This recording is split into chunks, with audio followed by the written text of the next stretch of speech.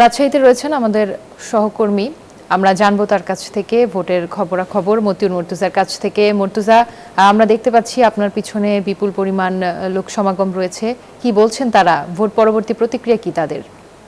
রাজশাহীর যে 6টি সংসদীয় আসন সেখানে 4টিতে বিপুল ভোটে বিএনপি মনোনীত প্রার্থীরা জয়লাভ করেছেন। 2টি আসনে হাড্ডাহাড্ডি প্রতিযোগিতা করে জামাতের 2জন প্রার্থী জয়লাভ করেছেন। আমরা এই মুহূর্তে আছি রাজশাহী হযরত শাহ মখদুম রহমতুল্লাহ দরগা শরীফের সামনে। এখানে জুম্মার নামাজ পরবর্তী মুসল্লিরা দোয়া অনুষ্ঠানে অংশ নিয়েছেন। বিএনপি এই বিপুল ভোটে জয়লাভ করায় জুম্মার নামাজের পরে যে দোয়া অনুষ্ঠান ছিল সেই দোয়া অনুষ্ঠানে কিন্তু এখানে অনুষ্ঠিত হচ্ছে। নেতাকর্মীরা অংশ নিয়েছেন দোয়া মাহফিল এবং তারা বলছেন যে বিএনপি ঘোষিত যে 31 দফা সহ তাদের যে নির্বাচনী ইস্তেহার ছিল, যে প্রতিশ্রুতি ছিল, সেগুলো দ্রুত সময়ের মধ্যে বাস্তবায়ন করা হবে। দেশের উন্নয়ন অগ্রযাত্রায় এগিয়ে নিতে বিএনপি কার্যকর ব্যবস্থা নেবে, সেই প্রত্যাশার কথা কিন্তু মুসল্লিরা আমাদের তুলে ধরছিলেন। এর আগেও আমরা ভোটারদের সঙ্গে কথা বলেছি, তারাও তেমনটা বলছেন যে তারা উৎসবমুখর পরিবেশে ভোট দিতে পেরেছেন। দীর্ঘদিন পর তারা নিজের ভোট নিজে দিতে পেরেছেন, যে কারণে তারা আনন্দিত। এখন তাদের প্রত্যাশা যে নতুন সরকার গঠন করা হবে, সেই সরকার নির্বাচনে ইস্তেহারে দেওয়া তাদের যেসব প্রতিশ্রুতি সেসব প্রতিশ্রুতি বাস্তবায়ন করবে। সব মিলিয়ে ভোটারদের প্রত্যাশা কিন্তু এমন, এবং তারা বলছেন যে গতকালকে যে নির্বাচন সেই নির্বাচনে কিন্তু তারা শান্তিপূর্ণ পরিবেশে ভোট দিতে পেরেছেন। আমরা দেখেছি যে রাজশাহীতে 2-1টি বিচ্ছিন্ন ঘটনা ছাড়া কিন্তু সুষ্ঠুভাবে নির্বাচন সম্পন্ন হয়েছে। সেখানে ভোটাররা তাদের ভোটাধিকার প্রয়োগ করেছেন। এখন তাদের প্রত্যাশা যে সবার জন্যই ভালো চপস্টিক ইনস্ট্যান্ট নুডলস।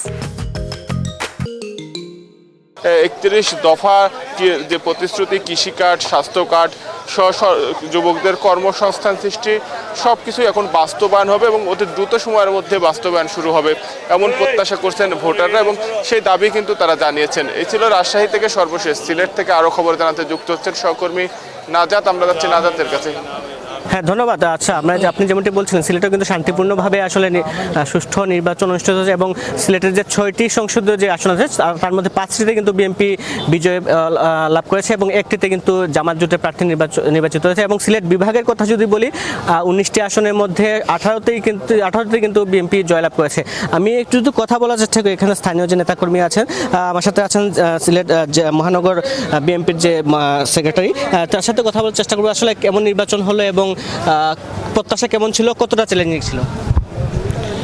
একটি অবাধ ও সুষ্ঠু পরিবেশে নির্বাচন হয়েছে, যেটা জাতি আশা করছিল সেটাই হয়েছে। কিন্তু আজকে আল্লাহর কাছে শুকরিয়া আদায় করি যে বাংলাদেশের জনগণের জনবান্ধব দলের ওয়েল এভার মেজরিটি আমাদের সংসদরা নির্বাচিত হয়েছেন। যদি হয়তো জনবান্ধব দল না আসতো, অন্য কোনো দল আসতো, তাহলে আজকে দেশের পরিস্থিতি এভাবে থাকতো না।